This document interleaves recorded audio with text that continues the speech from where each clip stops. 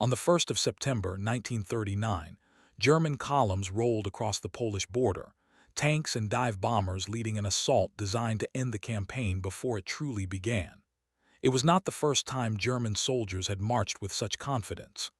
Barely 2 decades earlier, their fathers had marched too, not forward into someone else's country, but home, defeated, hungry, and humiliated.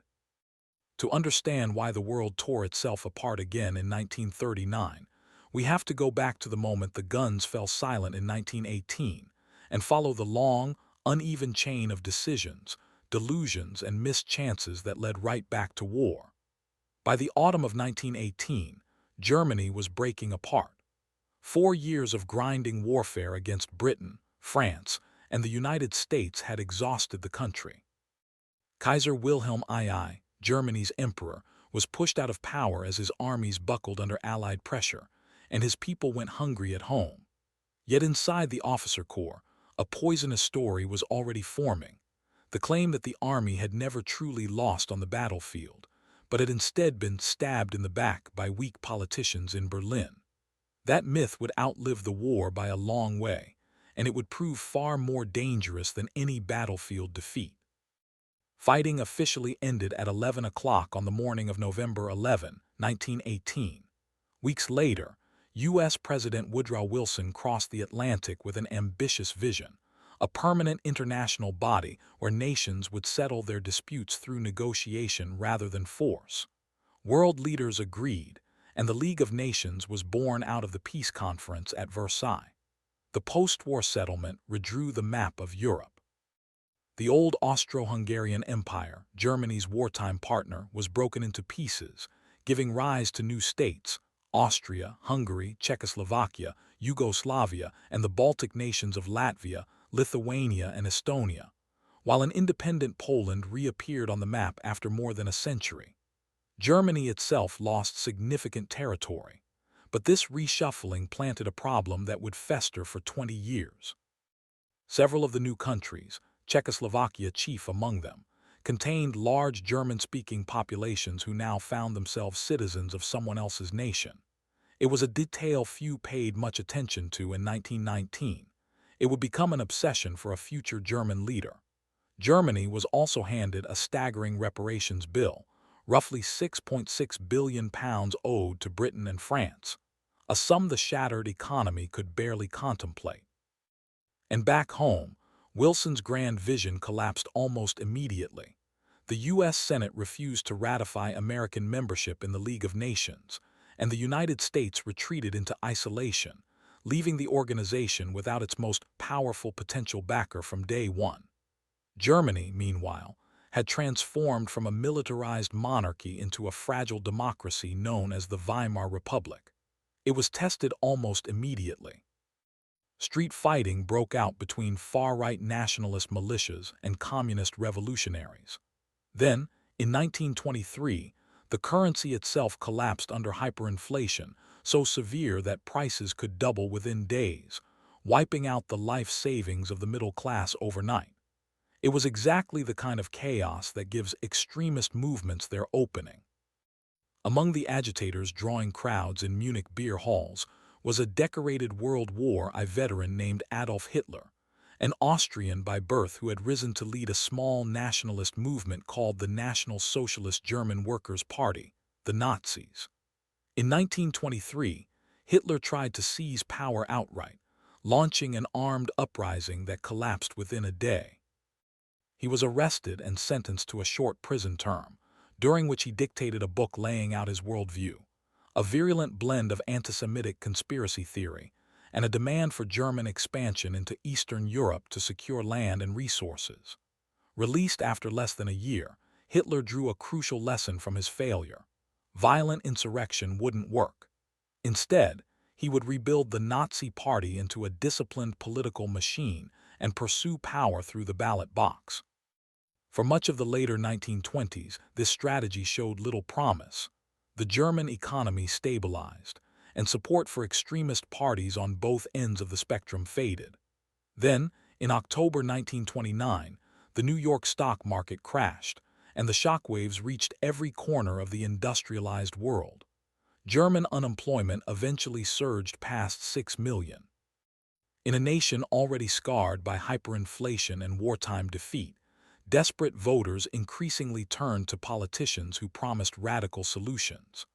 By 1932, the Nazis had become the largest party in the German parliament, though not an outright majority, and Hitler commanded a paramilitary force of brown-shirted followers numbering in the millions.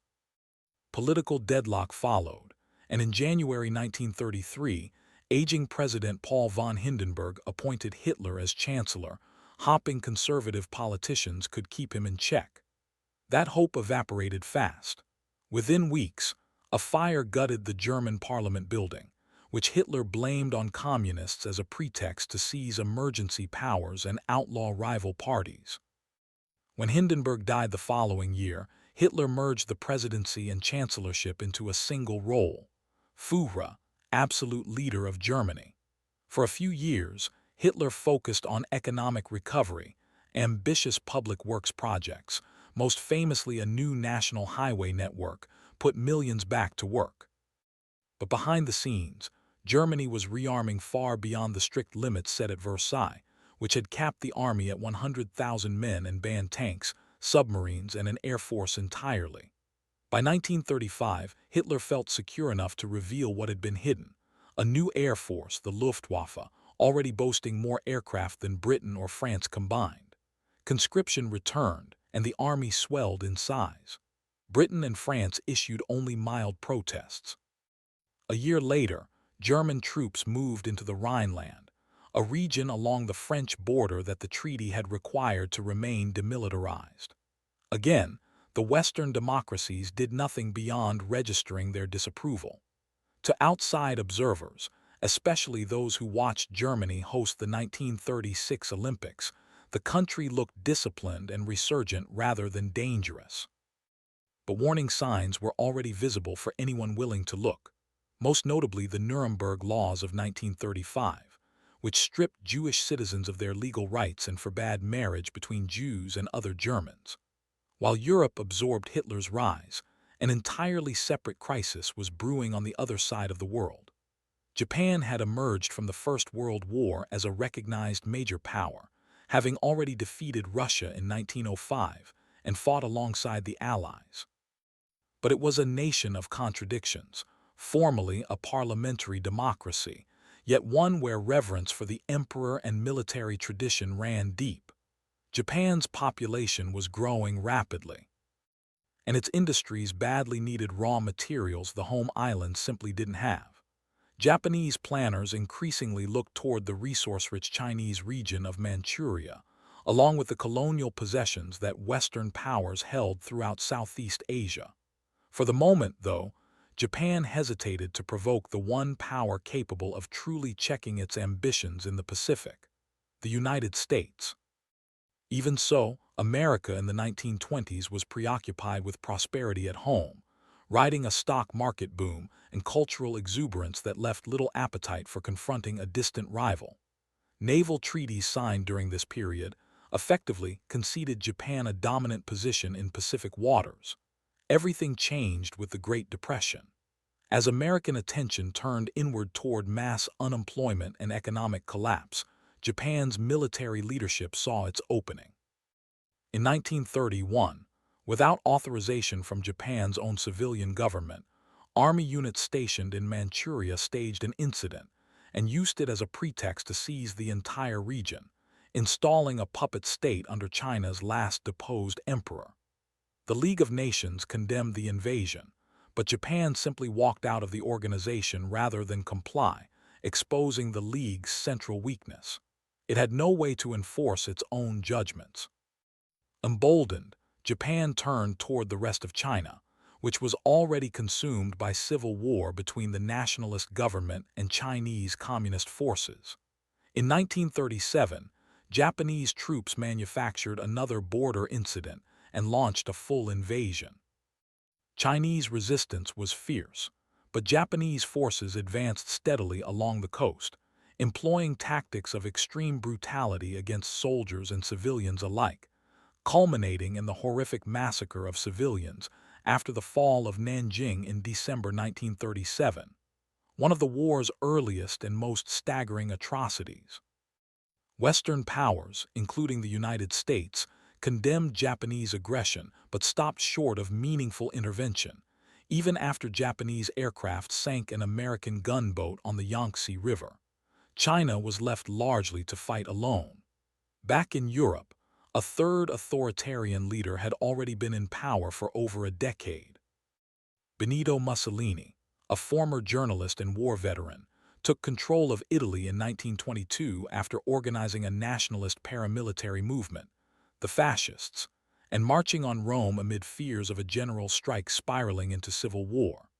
Italy's king, hoping to avoid chaos, invited Mussolini to form a government, and Mussolini quickly consolidated dictatorial control, crushing political opposition and centralizing power under a fascist council. Like Hitler after him, Mussolini built early popularity through public works and a rebuilt military, including a formidable navy and modern air force. Many foreign observers, including some in Germany, viewed fascist Italy as an efficient, orderly alternative to the seemingly paralyzed democracies of Britain and France. Mussolini's ambitions, though, went beyond domestic order.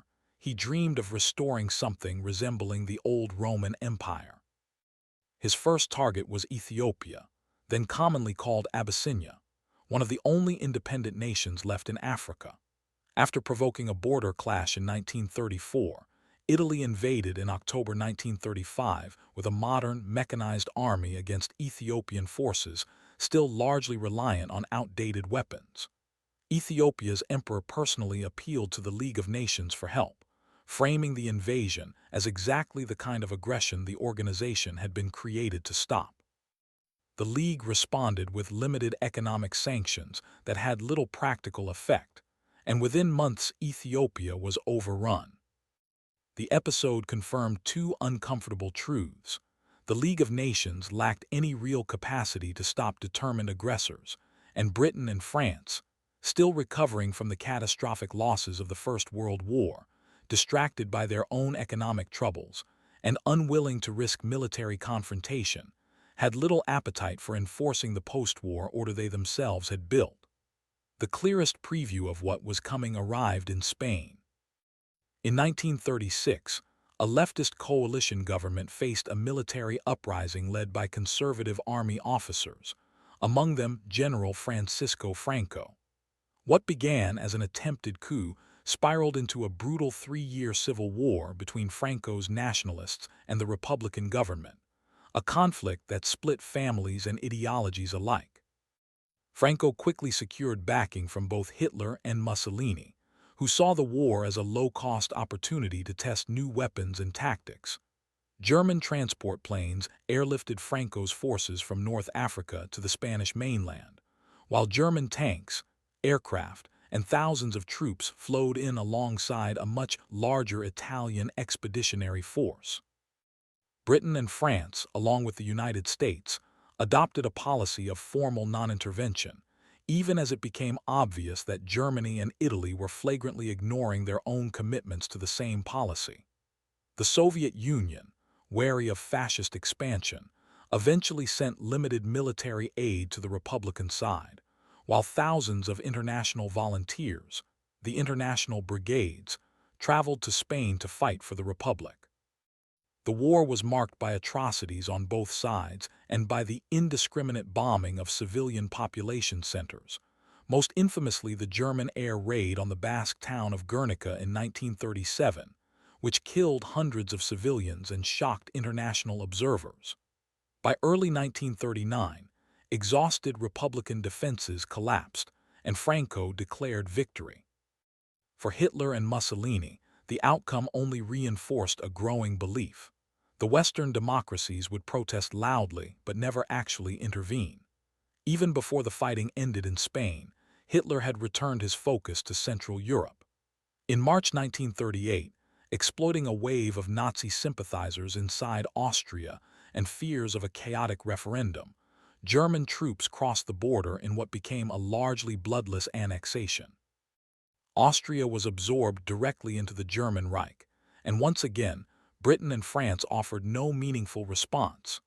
Next came Czechoslovakia, specifically the Sudetenland, a border region with a substantial ethnic German population, a direct legacy of the borders drawn back in 1919. Hitler stoked demands for autonomy among Sudeten Germans, then threatened Czechoslovakia with military force if the region wasn't handed over. Unlike Austria, Czechoslovakia had a capable, well-equipped army and strong border fortifications, and initially seemed prepared to fight. Hoping to avert a wider war, British Prime Minister Neville Chamberlain flew to negotiate directly with Hitler.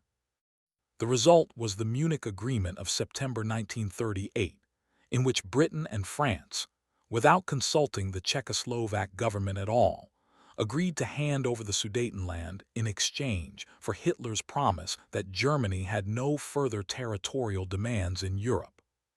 Chamberlain returned home claiming he had secured peace for our time. Within days, German forces occupied the ceded territory, including Czechoslovakia's key defensive fortifications. The promise didn't last 6 months. In March 1939, Hitler engineered the breakup of what remained of Czechoslovakia, browbeating its leaders into accepting German protection and marching troops into Prague unopposed. For the first time, Hitler had seized territory with no ethnic German justification whatsoever, a clear signal of intentions that went well beyond reuniting German-speaking populations. Hitler's next target was Poland, and specifically the Baltic port city of Danzig, along with a demand for a transport corridor linking Germany to isolated East Prussia. This time, Britain and France drew a firm line, publicly guaranteeing that they would go to war if Germany attacked Poland. By this point, though, Hitler had calculated that the democracies would hesitate just as they always had. There remained one obstacle: the Soviet Union. Stalin had watched Hitler's expansion with growing alarm and had explored an alliance with Britain and France, but talks stalled. In a stunning reversal that shocked observers worldwide, the Soviet Union and Nazi Germany, ideological enemies, signed a non-aggression pact in August 1939. A secret clause divided Poland between them and gave Stalin a free hand over the Baltic states. With his eastern flank secured, Hitler had removed his last major obstacle. On the night of August 31, 1939, German forces took their final positions along the Polish border. The following morning, they crossed it. Looking back, it's tempting to treat the collapse of the interwar peace as inevitable, but at nearly every step there were moments where a different choice might have changed the outcome. The League of Nations was built on the idea that collective condemnation and economic pressure could substitute for military force. In practice, it had no army of its own, no mechanism to compel action from its most powerful members, and no way to stop a determined state from simply walking out the door, as Japan did in 1933. Sanctions against Italy over Ethiopia were porous and half-hearted, in large part because Britain and France worried more about pushing Mussolini into an alliance with Hitler than about actually stopping the invasion. Economic devastation played its own outsized role. The hyperinflation of 1923 and the Great Depression that followed 6 years later didn't just cause hardship. They discredited the moderate, centrist politics of the Weimar Republic and made radical solutions look reasonable by comparison. Similar economic desperation pushed Japan's military leadership toward expansion as a substitute for domestic reform, and gave Mussolini's promises of order and public works their early appeal in Italy. There's also the matter of exhaustion. Britain and France had bled so heavily in the First World War that an entire generation of leaders built their careers around avoiding a repeat at almost any cost. That impulse was understandable, even admirable in its aims, but it left both nations chronically unwilling to back their own diplomatic commitments with force, a pattern Hitler studied and exploited with each successive move, from the Rhineland to Austria to the Sudetenland. And running beneath all of it was the unresolved legacy of Versailles itself.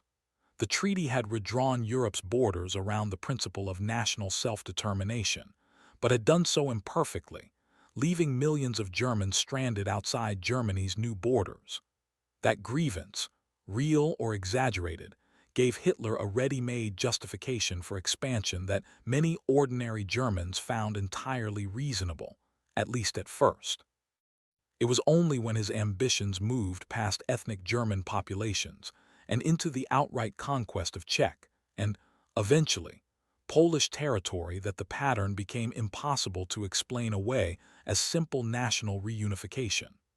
By the time Britain and France finally drew a firm line over Poland in the spring of 1939, their credibility had already been spent through years of concessions. Hitler had every reason to believe their guarantee was another empty threat, just as Munich had been. He was wrong, but only barely, and only after millions of lives had already been shaped by the decade of missed warnings that preceded it. 2 decades of half-measures, broken promises, economic catastrophe, and a toothless peace organization had brought the world back to where it started. What began as scattered acts of aggression, a seized province here, an annexation there, had, through repeated failures to respond, convinced 3 separate authoritarian regimes that force could be used almost without consequence. By September 1939, that assumption was about to be tested on a scale the world had never seen.